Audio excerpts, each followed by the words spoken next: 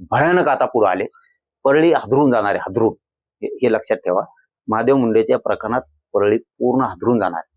इतके मोठाले नाव त्याच्यात येणार आहे, फक्त त्याला दम लागणार आहे. आता मला काय सांगाल की मुंडे प्रकरणात आता आपण जर बघितलं तर वैज्ञानिक चाचणीची या ठिकाणी झालेली आणि त्याचे टेस्ट रिपोर्ट आता एसआयटी कडे सपोर्ट करण्यात आलेला आहे आणि एसआयटी आता न्यायालयाला ते सादर करणार असल्याची सूत्रांची माहिती आहे. नाही, आता ती तर प्रक्रिया आहे, ती होणारच.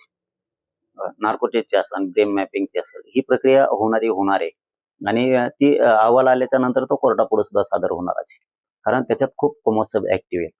कुमार साहेब असं एक माणूस आहे, हे आम्ही ऐकून येत. आपल्याला त्यांचे काय कधी भेट नाही, ओळख नाही.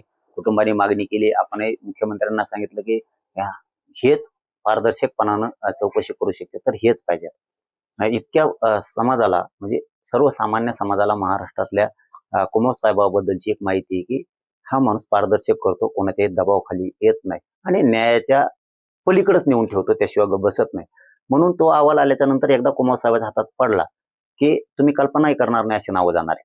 पण मी त्याच्यावरती, मला माहित असून सुद्धा काही गोष्टी मी बोलणार नाही आता की घडणार तपास किंवा लावून नार्को टेस्ट पर्यंत आणला, एसआयटी पर्यंत आणला, मुख्यमंत्र्यांचे त्याच्यात स्वतः लक्ष घातलंय, इथपर्यंत तो विषय आणून ठेवलाय. पण तपास यंत्रणेला काही अडचणी येऊ नयेत म्हणून आपण प्रत्येक गोष्ट बोलून दाखवावीच असं काय नसतं. तुम्ही शांत डोक्यानं सुद्धा कार्यक्रम चांगल्या प्रकारे करू शकता. हे महाराष्ट्रातले जीवन काढणार नाही.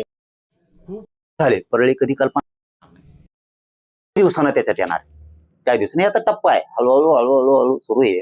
हे त्यामुळे हे होणार आहे. पण शॉक बस, हे नाव भयानक आता पुढे आले. परळी हादरून जाणार आहे, हादरून. हे लक्षात ठेवा. महादेव मुंडेच्या प्रकरणात परळी पूर्ण हादरून जाणार. इतके मोठाले नाव त्याच्यात येणार आहे, फक्त त्याला दम लागणार.